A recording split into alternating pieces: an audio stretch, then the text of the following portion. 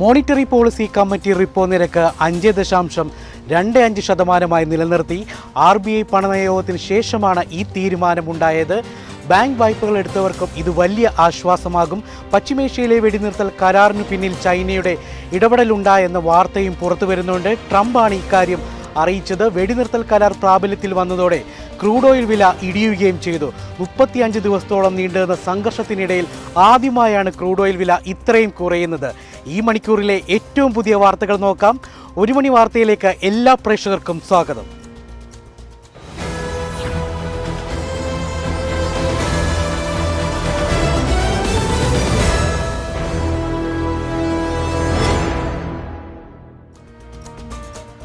RBI repo നിരക്കിൽ മാറ്റമില്ല.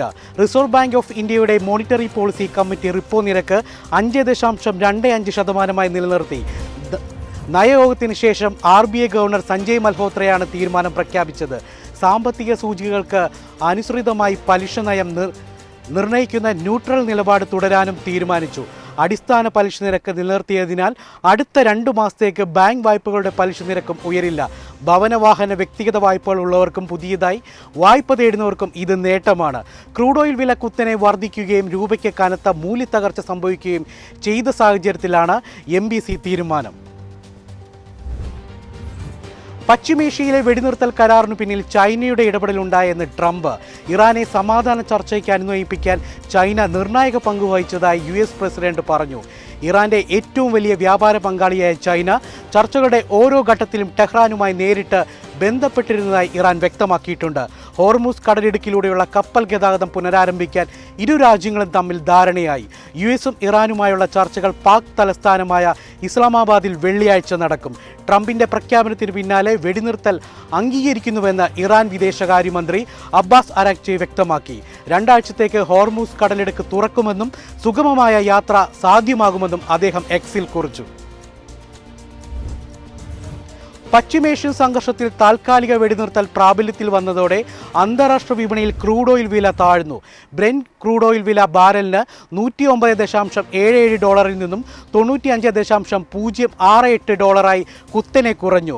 US west Texas intermediate crude oil വിലയിലും ബാരലിന് ഏകദേശം $20 കുറവുണ്ടായി.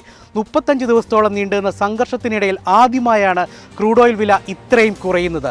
ഹോർമൂസ് കടലിടുക്ക് ഉടൻ തുറക്കുമെന്ന് ഉറപ്പായതാണ് വില കുറയാൻ പ്രധാന കാരണം.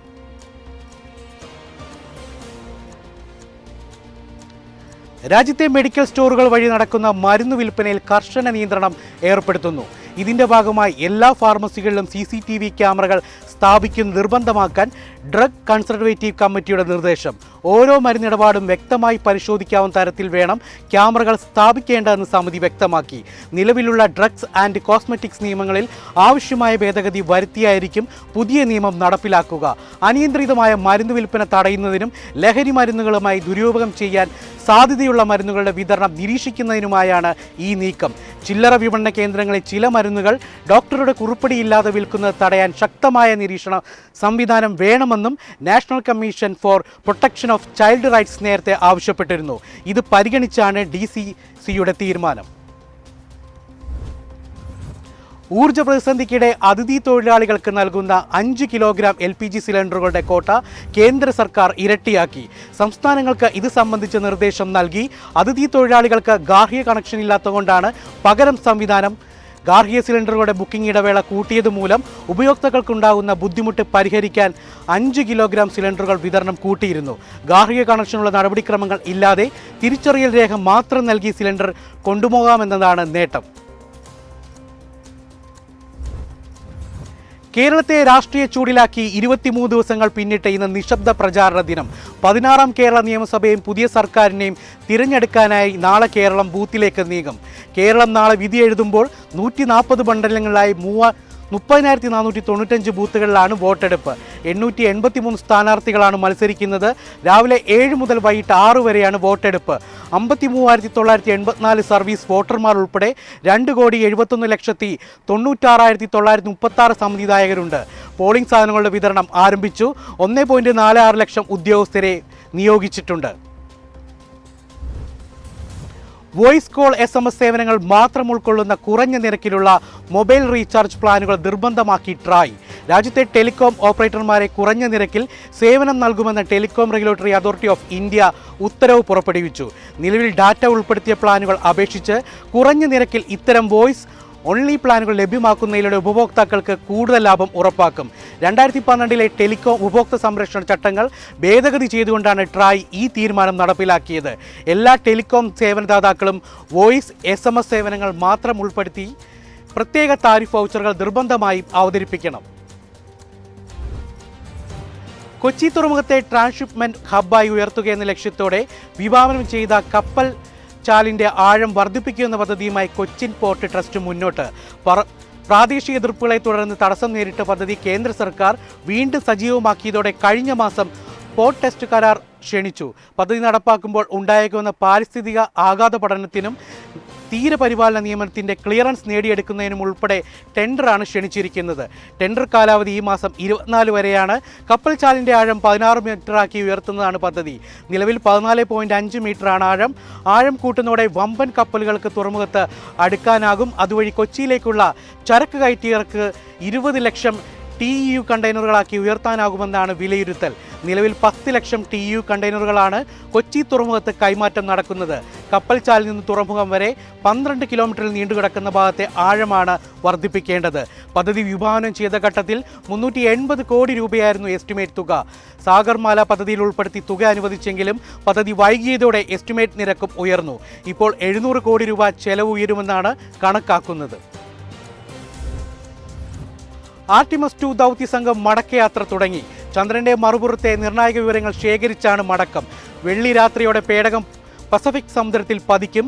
54 വർഷത്തിനു ശേഷം ചന്ദ്രന്റെ മറുപുറത്തുകൂടി പേടകത്തിൽ യാത്ര ചെയ്ത സംഘം ഭൂമിയിൽ നിന്ന് 4.04 ലക്ഷം കിലോമീറ്റർ അകലെ വരെ എത്തി. 1970 അപ്പോളോ 13 ദൗത്യ സംഘം എത്തിയ ദൂരത്തേക്കാൾ 6602 കിലോമീറ്റർ അധികം സഞ്ചരിച്ചാണ് Reid Wiseman, Victor Glover, Christina Koch, Jeremy Hansen എന്നിവർ റെക്കോർഡിട്ടത്. ഭൂമിയുടെ ഉദയവും അസ്തമനവും സൂര്യഗ്രഹണവും യാത്രികർ കണ്ടു. ചന്ദ്രന്റെ 6550 കിലോമീറ്റർ അടുത്തുവരെ സംഘങ്ങളുടെ ഓറിയോൺ പേടകമെത്തി. ചൊവ്വാഴ്ച രാത്രിയോടെ ചന്ദ്രന്റെ ആകർഷണ വലയത്തിൽ നിന്നും പേടകം പുറത്തു വന്ന ഭൂമിയെ ലക്ഷ്യമാക്കി യാത്ര തുടങ്ങി. ചന്ദ്രനെ ചുറ്റിലുമുള്ള ഫ്ലൈ ബൈ വിജയമായിരുന്നുവെന്നും നാസ അറിയിച്ചു. പശ്ചിമേഷ്യൻ പ്രതിസന്ധി വിദേശ തൊഴിലാളികളെയും പ്രവാസി നിക്ഷേപത്തെയും ബാധിച്ചേക്കാം. വെടിനിർത്തൽ കരാർ ഫലപ്രദമായി നടപ്പാക്കിയില്ലെങ്കിൽ ഗൾഫിലെ വ്യവസായങ്ങളെ ബാധിക്കുമെന്ന് വിലയിരുത്തൽ. GCC രാജ്യങ്ങളിൽ 99% ഇന്ത്യക്കാരാണ് ജോലി ചെയ്യുന്നത്. ഭൗമരാഷ്ട്രീയ തർക്കങ്ങൾക്കിടയിലും പ്രവാസി നിക്ഷേപം നിലവിൽ ശക്തമായി തുടരുന്നതായാണ് കണക്കുകൾ സൂചിപ്പിക്കുന്നത്. ധനമന്ത്രാലയത്തിന്റെ കണക്കനുസരിച്ച് 2025-26 സാമ്പത്തിക വർഷത്തിന്റെ മൂന്നാം പാദത്തിൽ ഇന്ത്യയിലേക്കുള്ള പ്രവാസി നിക്ഷേപം 3.41 ലക്ഷം കോടി രൂപയായി ഉയർന്നു. മുൻവർഷം ഇതേ കാലയളവിൽ ഇത് 3.25 ലക്ഷം കോടിയായിരുന്നു. സംസ്ഥാനത്ത് സ്വർണ്ണവിലയിൽ വൻ വർധന. ഗ്രാമിന് 365 രൂപ വർദ്ധിച്ച് 1 ഗ്രാം സ്വർണത്തിന് 14,100 രൂപയും പവന് 2,920 രൂപ വർദ്ധിച്ച് 1 പവന് 1,12,800 രൂപയുമായി. 18 ക്യാരറ്റ് സ്വർണത്തിനും വില വർദ്ധിച്ചു. ഗ്രാമിന് 295 രൂപ വർദ്ധിച്ച് 1 ഗ്രാമിന് 11,585 രൂപയും പവന് 2,360 രൂപ വർദ്ധിച്ച് 92,680 രൂപയുമായി. വെള്ളി വിലയിലും വർധനവ് രേഖപ്പെടുത്തി. 260 രൂപയിലാണ് വെള്ളി വ്യാപാരം. ഇതോടെ 1 മണി വാർത്ത പൂർത്തിയാകുന്നു. നാളെ ഇതേ സമയം കാണാം. ഇനി ഒരു ഇടവേളയ്ക്ക് ശേഷം മാർക്കറ്റ് അപ്ഡേറ്റ്സുമായി സഫാൻ ചേരും.